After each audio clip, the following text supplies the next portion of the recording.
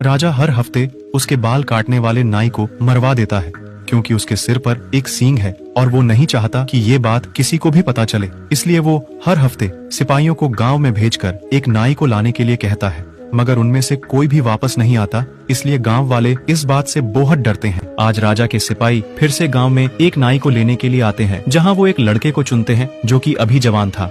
उसके जाने से पहले उसकी माँ उसके लिए खाना पैक करके देती है। थोड़ी ही देर बाद उसको राजा के सामने ले जाकर फेंक दिया जाता है। फिर सभी सिपाही वहाँ से एक एक करके चले जाते हैं। फिर राजा उसे एक चाकू देता है और अपनी टोपी उतार देता है। राजा का सिंह देखकर आदमी चौंक जाता है, मगर वो एक राजा है इसलिए वो कुछ नहीं कर सकता। आदमी अभी जवान था मगर उसे बाल काटना बखूबी आता था। थोड़ी ही देर में राजा के बाल कट जाते हैं। राजा अपना चेहरा चाकू में देखता है और उसके काम से बहुत खुश होता है। फिर वो लड़के को बॉक्स में पड़े खजाने को लेने के लिए कहता है।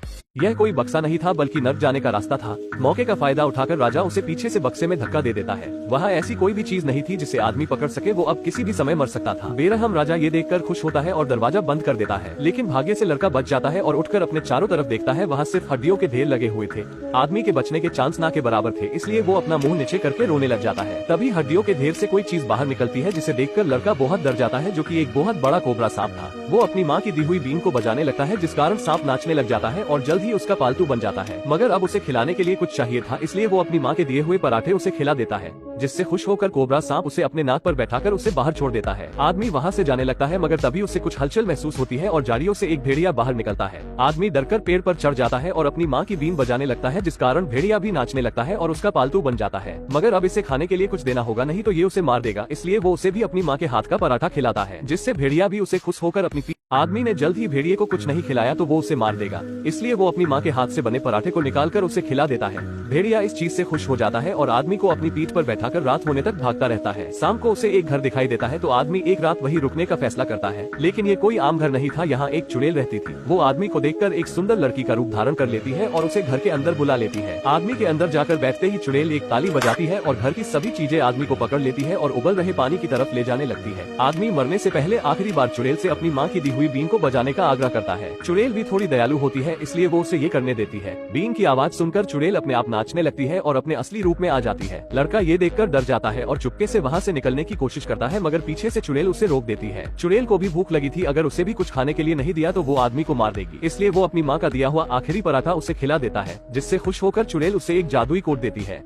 चुड़ैल आदमी को एक जादुई कोट देती है जो कि किसी भी चीज को अच्छे से बुरा और बुरे से अच्छा बना सकता है, बिल्कुल डोरेमोन के एक गैजेट की तरह। आदमी उसे पहनकर देखता है तो वो एक छोटे से लड़के में बदल जाता है। चुड़ैल उस कोट को उतार देती है तो लड़का फिर से अपने असली रूप में आ जाता है। चुड़ैल कोट को उल्टा करके फिर से आदमी को पहना देती है तो इस बार लड़का एक बूढ़े आदमी में बदल जाता है। इस चीज से आदमी को एक आइडिया आता है और वो फिर से राजा के महल में एक नाई बन के जाता है, मगर इस बार उसने उस कोट से एक बूढ़े का रूप ले लिया था, जिससे कोई भी उसे पहचान नहीं पाता है। राजा अपने बाल काटने के लिए उसे एक चाकू देता है, लेकिन उसे बिल्कुल भी अंदाजा नहीं था कि ये वही लड़का है। वो फिर से राजा के बहुत अच्छे बाल काटता है और राजा उसे बॉक्स में से खजाना लेने के लिए कहता है, लेकिन इस बार वो अंदर देख के बोलता है, महाराज लेकिन मैं इतने सोने का करूंगा क्या? ये सुनकर राजा चौंक जाता है और पास आकर उस बॉक्स में देखने लगता है, लेकिन इस बार आदमी मौके का फायदा उठाकर राजा को बॉक्स में धक्का दे देता है, लेकिन राजा उसकी दाढ़ी पकड़ लेता है और लटक जाता है। तभी उसे एक आइडिया आता है और वो अपना कोट उतार देता है, जिससे उसकी दाढ़ी गायब हो जाती है और राजा अपने बनाए हुए खड्डे में खुद ही गिर जाता है। राजा की आवाज सुनकर सभी सैनिक अंदर आते हैं, मगर लड़का इस बार कोट को उल्टा पहनकर छोटा हो जाता है।